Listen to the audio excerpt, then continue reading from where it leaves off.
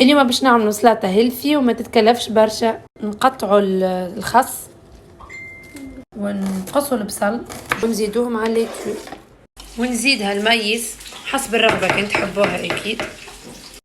رشه فلفل اكحل، رشه كليل مرحي، وعصره قارص.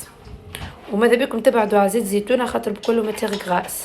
ونزيد شويه ثوم، ونزيد معاهم الطماطم، وانا ديما نزيد معاها فاكهه اكاجو وزوزه، وانت كيف ما تحب معناتها هذه ايتاب حسب الرغبه.